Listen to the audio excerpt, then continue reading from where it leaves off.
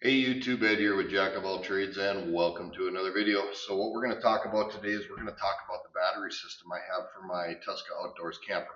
I've had a few people ask me some questions about it, so I thought I would just go over it in detail for you today.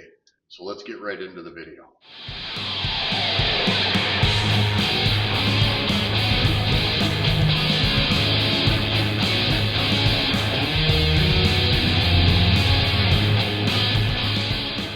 And welcome back. So yes, today we're going to talk about the battery system that I have here for my Tuska Outdoors camper.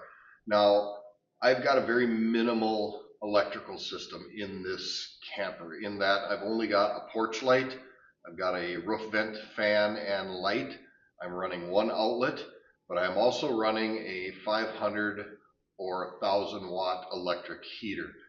It's changeable from 500 to 1000 watts. Now in this thing, I've only ever needed the 500 watt setting because it insulates so well. But as a result of that, I obviously plan to be running with a generator or off of shore power at a campground or things like that. But if that ever goes down, or if I want to do total silence, I can still operate this camper on my battery system. And I've set up and designed my battery system in such a way where I should be able to get at least a full 2 days worth of running out of this system if I use my electronics sparingly, specifically the heater, because the heater quite obviously is the draw. So let's go ahead and relocate the camera. Let's talk a little bit about how I set up this battery system and why I went with what I went with, and just go over the basics of my battery system. All right, so first and foremost, I obviously needed a place to store my batteries and my inverter charger. So I just went out onto Amazon and I bought one of these patio storage boxes, and it works great. It was a great place to put my batteries and my inverter charger in, and it also provides extra storage for things that I need for camping. So this cord right here, this actually runs into the camper itself, and I've got it running into a circuit breaker box, and that's powering everything inside the camper. Then I've got a plug here, which I can actually plug in my camper to. And I did this so that when I'm traveling down the road, I can unplug that and I can store the plug away. But kind of an afterthought and an effect that I didn't realize is that I could actually use this as an external power supply for other things as well. If I wanted to unplug my camper and say plug something else in here, I can very easily do that because I've got 200 amp hours worth of battery, and I've got almost 3,000 watts worth of battery capacity just with my batteries. Now my inverter charger is only good for 1,200 watts, but I digress. We'll talk more about that later. Then over here I have another plug. This is my shore power plug. Now I can use this plug to plug in an extension cord, which I can plug into either shore power at a campground, or I can use it for my generator with my generator or whatever I want. But that's what that plug is. And all of these things I bought on Amazon. So you can get all this stuff on Amazon. I will put all the links to everything I purchased from Amazon to create this battery system in the description down below. But I have a plug here, which is my shore power plug. Okay, so this is the crux of my battery system right here. Now, underneath this piece of plywood here, I have two REDODO 100 amp hour batteries, and that is the battery storage that I'm using. I have both those batteries hooked together in parallel, and basically all I did was I ran a cable from each battery to these two bus bars. This wire right here runs to one battery. This wire right here runs to another battery, and I've got two fuses in line with those batteries. They're 125 amp fuses. And then off of the bus bar, I've got another wire which comes and it wraps around and it actually hooks into my battery inverter charger, and we'll talk about that in a minute. Subsequently, I did the exact same thing on the negative side. Each battery has one wire coming in to the bus bar and then one wire coming out of the bus bar, which hooks into my battery inverter charger. So that's how I set it up. Like I said, those two batteries are located underneath the board, so I can kind of have a stacked configuration and save some space. This is kind of the heart of the whole system. It's the Ampinvt Pure Sinewave inverter charger. I went with this for a number of different reasons, not least of which was it was about a $200 box.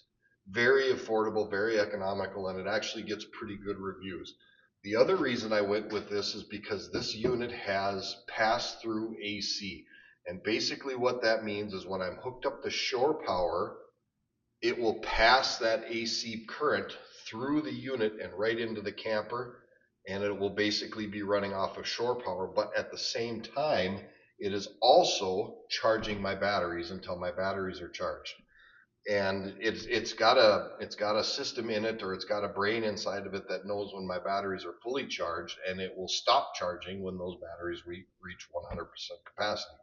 So very nice box that if I'm running on shore power, if I'm running on an inverter generator, I can actually pass the AC through and just bypass the battery altogether. And it does it all automatically. That's the beauty of it. I don't have to flip any switches or anything. It just knows what I'm trying to do with it, and it does it automatically. Additionally, if I come off of shore power, or let's say my generator runs out of fuel in the middle of the night, or the campground loses power, it will automatically transition to battery, and there is a 1200 watt inverter inside of here.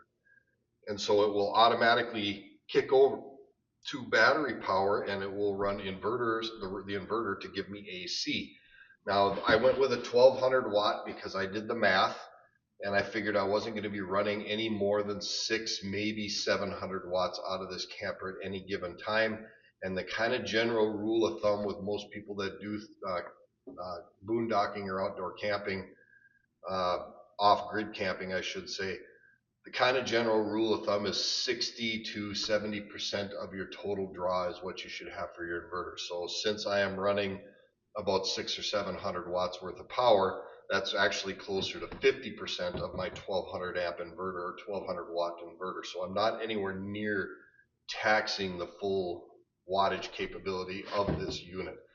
Very, very convenient, very, very simple. And I really like this unit because of the simplicity of it, and of course the price was very affordable. So I think I paid $179 for the unit, and that's very, very well within my price range. So right now I'm not hooked up to shore power, I'm just hooked up straight up to the batteries. And if I go ahead and if I push the on button and turn the unit on, oh, you got to push and hold. There. Now I'm running off of batteries. It's going to take a minute to go through the boot cycle, but it is already providing power to my camper as a result of that. The screen on here tells me that, let's see if I can get a better visual of that for you. So right now this screen is telling you that I am running off of my battery power to power the camper. And I don't have anything turned on the camper. I guess I could turn something on.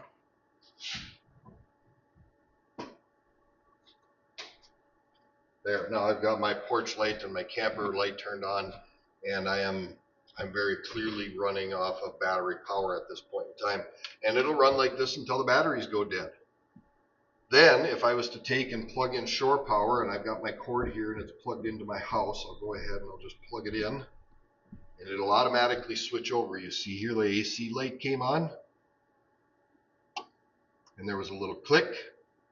And now you can see it's charging the battery, but it is also passing the AC through the unit, so I'm also powering the camper. Very, very simple. You don't have to do anything. It just does it automatically. It's got a menu in here, and I'm not going to go through the menu completely, but I'm going to touch on a couple of things that are very important. The instructions for this unit are actually very, very good, so there's no point in me really going through the menu. But one of the things I find myself checking pretty consistently is my hertz and my volts, which is 60 hertz and 120 volts. Status AC input is normal. And then if I scroll down to the next one, it's telling me where I'm at with my battery charge. I currently have 13.4 volts of battery. I'm drawing I'm at 89% of 89% of my battery capacity. I'm trying to keep the light on here, so it's giving me the parameters of that. The other thing that I'm going to point out to you is that if you push and hold the enter button, it'll take you into this this menu. Now you can set your language, You can go to the next one here. This is your system mode settings, and like I said, I'm not going to go through everything. The instructions will go through this very thoroughly with you. This one here tells you your battery type settings. Now this one's kind of important because I'm running lithium iron or lithium ion batteries, so you have to tell this thing whether you're running lithium ion, if you've got SLA batteries, if you've got AGMs, or if you've got gel cells. I obviously am running on lithium ion, so that's the setting I'm using. That's a very important one that I wanted to touch with you guys. Then you can escape back and it'll take you back to the screen. The other thing that you can go to here is the charging and current settings. So if we go into that, you can set how fast you charge this battery. You can set it at 100%, or you can slow it down if you want to trickle it in. That's a setting that you can do. The other setting I want to talk about is the system mode settings, and why this is important is for one thing very specifically that I want to talk about, and that's generator mode. If you happen to be running a generator that's not an inverter generator, otherwise it's turning out dirty power. It's your standard rotational type generator. It's not an inverter. The power coming out of that generator is what is called dirty AC power. If you looked at it on an oscilloscope, the sine wave is very spiky and it's very gross. You can set this thing to generator mode, and then it will actually take power from the generator and it's going to run it through the inverter to clean the power up. Now obviously I'm running on my house power right here, so I don't need to have that setting, but that is what that setting is for. We're going to come off of generator mode because I don't want to be on generator mode.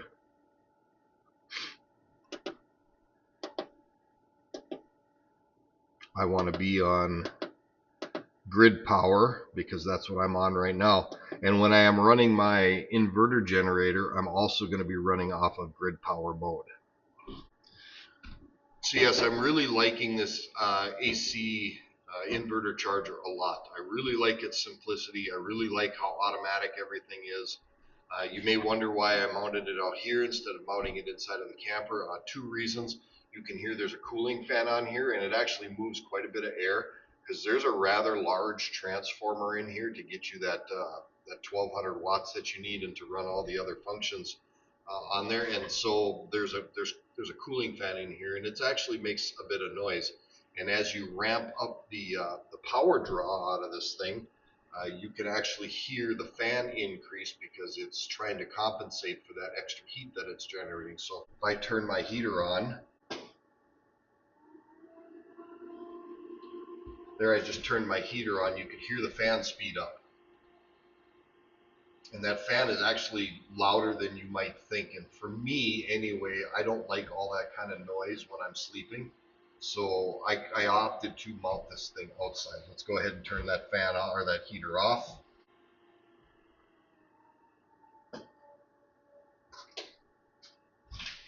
And you could hear the fan had then slowed down once I turned the heater off. So I opted to mount this thing outside. Understand I am going to have to blow it out periodically as a result of it, but I thought this would be a better place to mount it so I'm not listening to the heater or to the fan running constantly. But so far I'm really liking the system. It does exactly what I'm asking it to do. I have had no problems with it. I've taken it out now and I've run the heater and the lights with it over the course of the night. It seems to be working very well, so I'm very happy with it overall. Right, so now what I'm going to do is I'm going to come off of shore power or house power, so I'm not feeding anything into it. Now the system is running on the battery. Then I'm going to go ahead and I'm going to plug in a meter.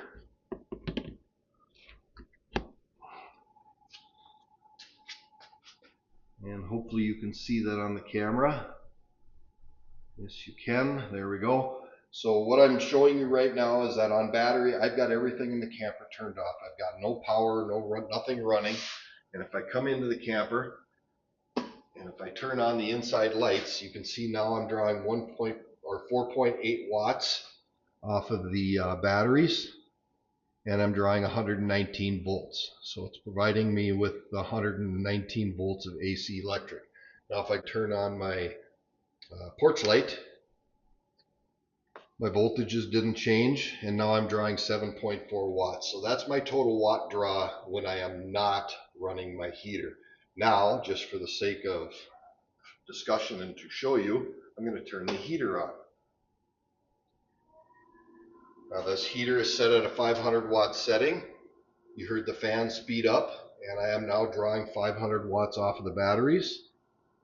And I'm still drawing 118, almost 119 volts. So the voltage is fairly stable for an inverter. It's doing exactly what it needs to do. But now I'm solely running off of the battery system, which, you know, you can quite obviously see it's working and it doesn't have a problem. You heard the fan speed up, the cooling fan, and the system draws off the batteries just fine. And there you have it. That's my battery system for my camper in a pretty good detail. Now, like I said, I didn't go over all the functions and settings of the inverter charger, but just read the instructions. They're very, very good. They do an excellent job of showing you how to wire it up. They do an excellent job of explaining the settings and stuff. I'm not going to sit here and insult your intelligence by going through it for you. But so far, I'm really liking the system. Now, understand, I've only had this out camping one time. And of course, I've been playing with it a lot in my garage here. But so far, I'm extremely happy with the system. I'm really enjoying the way the automatic functionality works of this thing. As far as longevity or how long it's going to hold up, I guess we'll find out. And I will report as I go along, as I continue to do more camping trips and use this camper. I will let you know how the system is running and how it's holding up. So let's go ahead and wrap this video up. Now, as always, if you're liking what you're seeing out here on the Jack of All Trades channels, you'd be doing me a huge solid by going down, hitting that like and subscribe button, ring that notification bell so you get notified of upcoming videos, and then let me know in those comments if you're liking these kind of videos and you want to see more of them. Let me know in those comments, and I will certainly try to get more of that done. With that, this is Ed from Jack of All Trades. As always, thank you for stopping by. Thank you to my longtime subscribers and everybody who watches these videos. And we will see you on the next video.